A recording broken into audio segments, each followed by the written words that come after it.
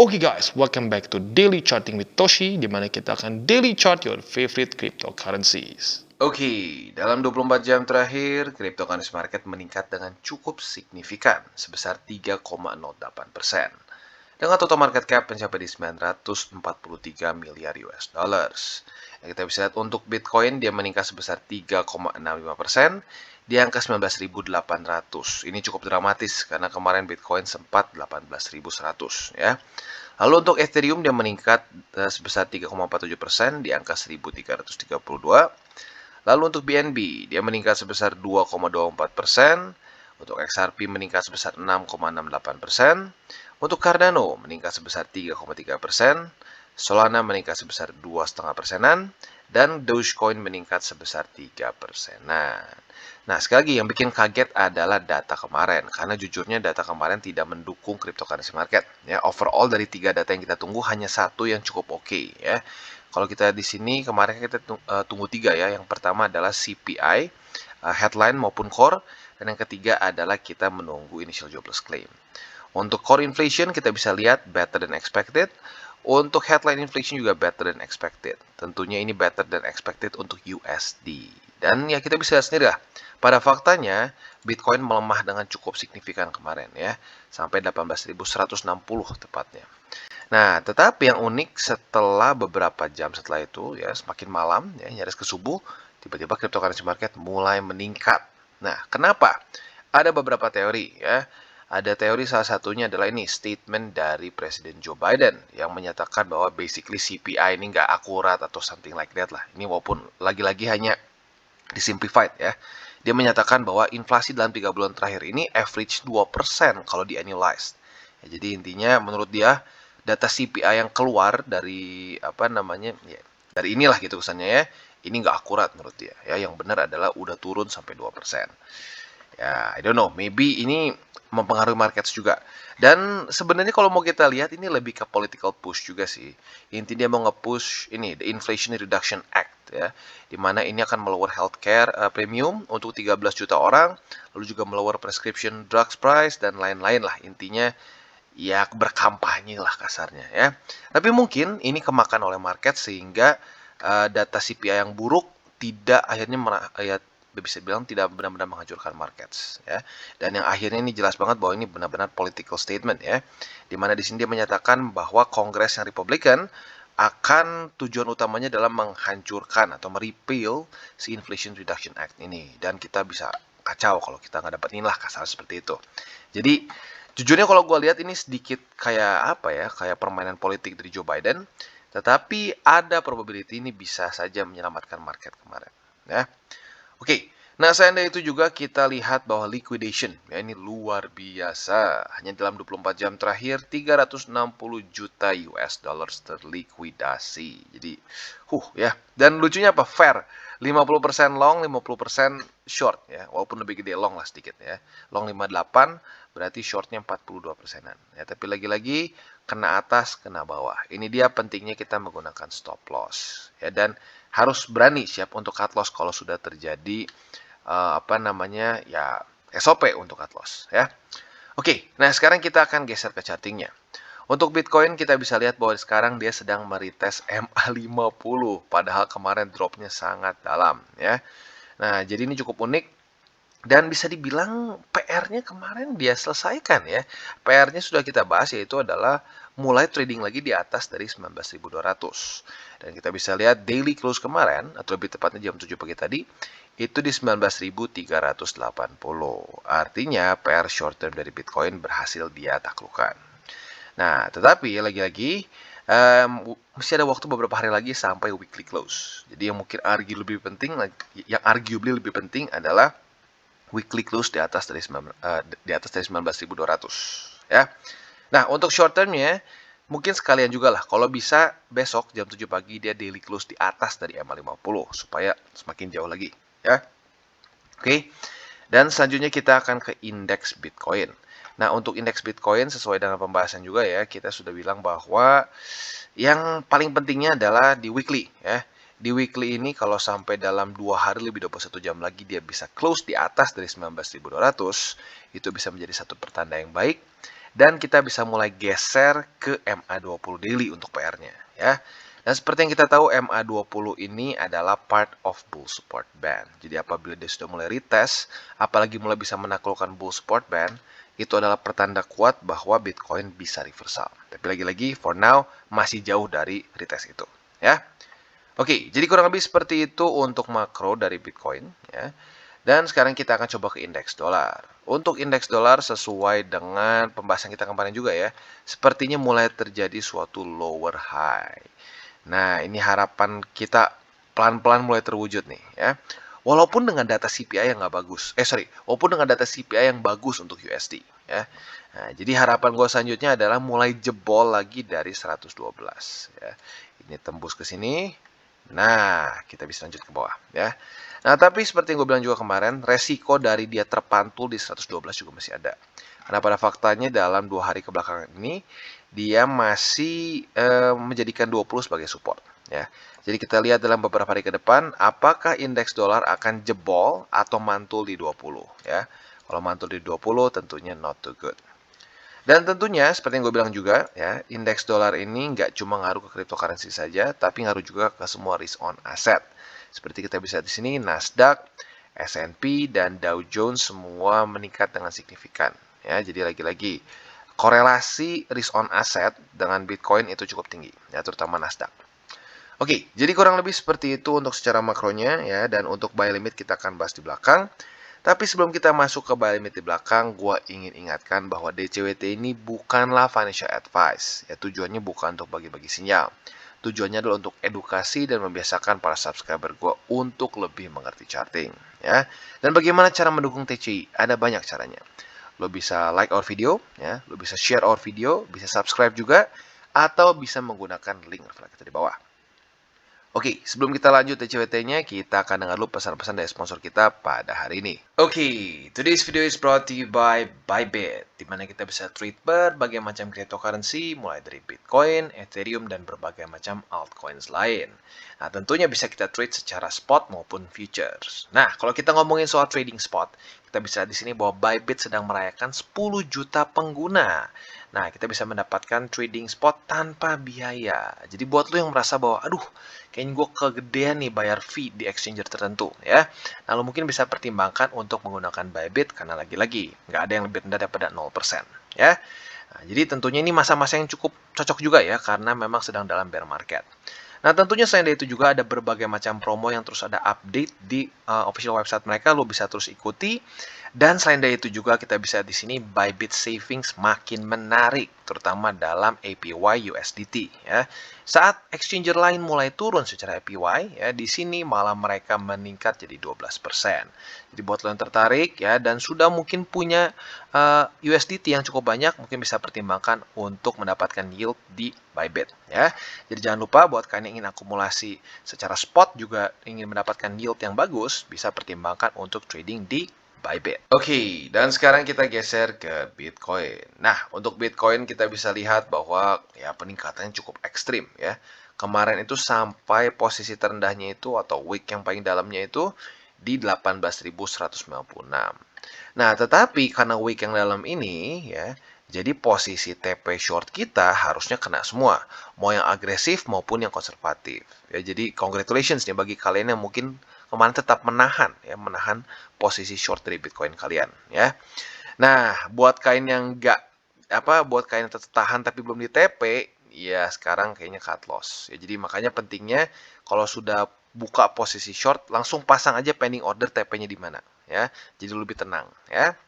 Oke, jadi buat lu yang kemarin agresif itu sekarang sudah harusnya profit sebesar, kita coba cek ya. Harusnya lumayan ya, kita coba cek di sini. Wow, sekitar 2,23%. 2,29%. Ya, not bad. Nah, jadi itu kurang lebih untuk posisi short kemarin. Nah, sekarang gimana nih Bang? Kan naik tinggi nih, apakah kita bisa ngelong atau enggak? Nah, jangan dulu ya. Apalagi dengan kondisi sekarang, sedikit nanggung jujurnya. Kita lihat besok. Apakah dia daily close di atas atau di bawah dari MA20. Nah, itu akan menentukan di mana posisi long dan short kita. Ya. Untuk posisi longnya, kalau andaikan dia close di bawah dari 50, mungkin kita bisa lihat ya apakah terjadi retest lagi di antara MA20 atau 19.200. Kalau terjadi lagi retest seperti ini, ya, atau lebih tepatnya konfirmasi lah. Konfirmasi, nah lu bisa pertimbangkan buka posisi long dengan target TP di MA50. Tapi kalau besok ternyata dia daily close di atas dari 50, nah itu setupnya sedikit berbeda. Kita ambil struktur di sini untuk TP, ya. Nah, jadi bentuknya kurang lebih seperti ini. Kalau dia berhasil close di atas dari 50, retest 1, retest 2, monggo buka posisi long di MA50 dengan target TP di 20.350, ya. Jadi kurang lebih seperti itu untuk posisi long dari Bitcoin. Untuk shortnya otomatis tinggal dibalik aja. Kalau terjadi rejection di sini 1, 2, ya, monggo buka posisi short dengan target TP yang dibalik ke MA50. Oke, jadi kurang lebih seperti itu untuk Bitcoin dan overall secara struktur dibilang udah bagus sih belum juga ya, karena pada faktanya masih jauh dari higher high di sini. Tetapi minimal nggak membuat lower low untuk kemarin, ya. Jadi kurang lebih seperti itu untuk Bitcoin. Oke, dan sekarang kita geser ke Ethereum. Dan untuk Ethereum kita bisa lihat week-nya juga kemarin cukup dalam. Sampai posisi terendah itu di 1190 ya. Nah, tetapi di waktu bersamaan kita bisa lihat buat lu yang tetap hold posisi longnya kemarin itu sekarang udah kena TP ya. Karena seperti pembahasan kita kemarin di sini, retest 1, retest 2, TP-nya MA20. Jadi buat lu yang nge-hold, congratulations. Sudah profit atau sudah TP harusnya ya tepatnya. TP profit sebesar 3,45%. Not bad at all ya. Nah, sekarang gimana nih Bang setup selanjutnya? Nah, setup selanjutnya kita lihat apakah nanti besok jam 7 pagi Ethereum close di atas atau di bawah dari MA20. Nah, kalau dia close di bawah dari MA20, kita bisa pertimbangkan untuk buka posisi short dengan pending order di 20 pada besok ya, kalau sampai dia daily close di bawah dari 20 ya. Jadi sekali lagi nih, kalau dia daily close di bawah, besok bisa pertimbangkan pending order di 20 untuk short. Tentunya itu terjadi di tes kedua ya, ini di tes pertama, di tes kedua. Nah, TP-nya di 1276 ya. Jadi very simple ya. Dan straightforward lah kurang lebih ya. Nah, andaikan dia daily closing di atas dari 20 gimana, Bang? Nah, kita bisa pertimbangkan posisi long apabila terjadi di tes 1, di tes 2 buka di sini ya. Nah, target TP-nya di mana? Target TP terdekat yang kita bisa pertimbangkan sebenarnya di struktur sini ya. Di sekitar sini. Ya, sekitar 1362. Nah, ini adalah struktur yang baru terbentuk kurang lebih pada tanggal 4 dan 5 Oktober lalu, ya. Jadi kurang lebih seperti itu untuk Ethereum dan secara strukturnya not bad, ya. Ya dibilang bagus banget juga enggak, tapi not bad. Untuk spotnya lo bisa pertimbangkan sekarang di 1276 sama dengan posisi beda ya. Kalau long kan di 20 nih. Kalau untuk spot di 1276, ya. Jadi kurang lebih seperti itu untuk Ethereum. Oke, dan sekarang kita geser ke BNB. Dan untuk BNB kita bisa lihat dia mulai retest daerah 276,1. Nah, otomatis posisi shortnya mulai terbentuk nih setupnya. Tapi ya tentunya lagi-lagi baru mulai terbentuk, belum konfirmasi. Kita lihat besok. Apakah BNB besok akan close di atas atau di bawah dari 276,1? Karena kalau dia close di atas, kita malah bisa pertimbangkannya posisi long. Tapi kalau dia close di bawah, kita bisa pertimbangkan posisi short. Ya, jadi kita bahas dulu yang pertama, itu adalah posisi short yang lebih bearish. Ya. Jadi andaikan besok nih, BNB jam 7 pagi tetap daily closing di bawah dari 276,1. Nah, lu bisa pertimbangkan untuk buka posisi short di 276,1 karena itu adalah retest kedua ya. Nah, retest kedua buka short di sini, target TP-nya adalah di 263,6. Ya, jadi sekali lagi buka posisi short di 276,1 dengan target TP di 263,6. Nah, untuk posisi longnya gimana? Andaikan besok BNB close daily di atas dari 276,1, otomatis bentuknya seperti ini ya. Close di atas, reclaim, retest 1, retest 2, buka posisi long dengan target TP antara di sini ya, kita cek antara di 282,7 atau di MA50 yaitu untuk target yang lebih konservatif ya. Jadi itu untuk posisi long di atas ini. Tapi andaikan ternyata dia malah sesuai dengan skenario yang bearish kita, dia malah ke bawah, ya sudah, berarti setup posisi long kita adalah di sini ya. Retest 1, retest 2, buka posisi long di sini. Ya, jadi makanya besok cukup penting nih untuk BNB. Apakah BNB akan daily close di atas atau di bawah dari 276,1? Karena dari situ akan terbentuk setup yang berbeda ya. Jadi kurang lebih seperti itu untuk BNB secara posisi long dan short. Untuk spotnya sampai sekarang masih sama di 263,6 ya. Nah, 23 bisa dibilang 263,6 ini jadi daerah yang cukup penting karena ini adalah sebenarnya summer low dari Binance di 2021 ya. Nah, jadi buat kemarin yang lu udah pasang posisi spot di sini harusnya juga kena ya. Jadi overall seperti itu untuk BNB dan sekarang kita akan geser ke Solana. Oke, dan sekarang kita geser ke Solana. Nah, untuk Solana ternyata kemarin kita bisa lihat terjadi retest pertama di daerah $30 lebih 41 sen. Dan kalau kita lihat di sini, dia close daily-nya pun rapih di atas dari $30 lebih 41 sen. Wow, lagi-lagi pas ya. Apakah gua dukun? No, karena ini adalah struktur yang terbentuk di tanggal 28 dan 29 Agustus. Jadi lagi-lagi ya, kita sebenarnya bisa melihat pattern di market dengan cara kita mengerti support dan resisten, atau lebih kasar lagi mengerti TA ya. Dan buat lu yang kemarin ternyata sudah melihat posisi Solana ini dan buka sesuai dengan SOP ya, retest 1, retest 2, maka lu sekarang sedang dalam posisi profit sebesar berapa nih? Lumayan, nyaris 4%, 3,94 ya. Nah, buat lu yang punya posisi long di sini, target TP-nya di mana? Nah, target TP-nya jelas yaitu di $32 lebih 68 sen. Ya, alternatifnya juga lu bisa pilih mungkin MA20 yang semakin mendekat ya. Itu mungkin bisa menjadi target TP yang lebih konservatif ya. Jadi itu untuk posisi long dari Solana ya. Jadi buat lu yang belum kebuka ya mungkin boleh buka pending order, tapi jujurnya udah rada sedikit telat ya. Ya, buat lo yang sudah buka, ya lagi-lagi TP-nya bisa lo pilih antara 328,68 atau tunggu MA20 semakin mendekat ke bawah.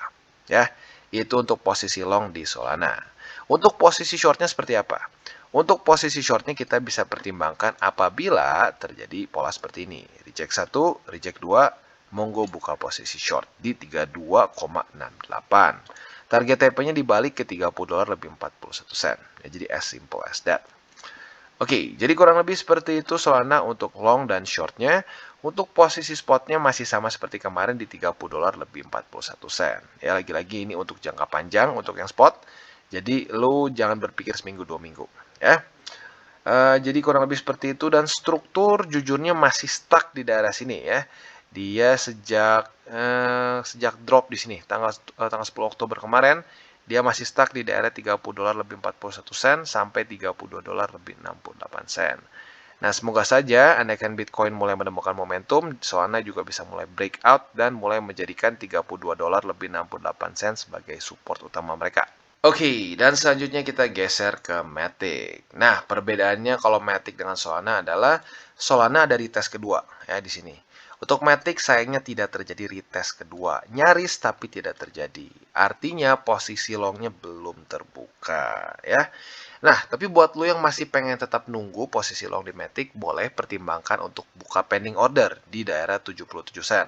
Karena seperti yang kita bisa lihat sudah terjadi retest pertama. Jadi kalau sampai ada retest lagi, ini masuknya ke retest kedua atau konfirmasi ya. Nah, tentunya target TP-nya ada dua seperti pembahasan kemarin. Yang pertama yang konservatif yaitu di MA50 di 81 sen atau yang lebih agresif di 83 sen di atas ini ya. Jadi itu kurang lebih untuk setup posisi long. Nah, setup posisi short ada di dua tempat, antara di 50 atau di 83 sen. Jadi kurang lebih sama lah ya. Kalau sampai terjadi retest 1, retest 2 di sini, lo bisa pertimbangkan short di MA50 dengan target TP di sini. Di berapa ini? Kita geser dulu. Di 77 sen ya. Tetapi kalau MA50-nya jebol dan dia lanjut ke atas, bentar ini belum kehapus sama gua. Kalau andaikan di sini ternyata jebol dan terus ke 83 sen, ya udah retest 1, retest 2, monggo buka posisi short. Target TP-nya kalau dibukanya di sini ada dua, antara MA50 yang lebih konservatif atau yang lebih agresif di 77 sen. Jadi kondisinya seperti posisi long yang dibalik ya. Jadi kurang lebih seperti itu untuk Matic, quite simple ya. Dan secara spotnya juga bisa di tempat yang sama dengan posisi long, yaitu di 77 sen. Dan kalau ngomongin soal struktur, Matic overall masih cenderung sedikit bearish ya, apalagi kalau kita lihat dari tanggal sini nih. Dari tanggal pertengahan Agustus 14 sekitar 13-14 lah. 13-14 Agustus dia membuat suatu low, lower high, lower low, lower high, dan sekarang mulai ada pertanda nggak lanjut membuat lower low ya.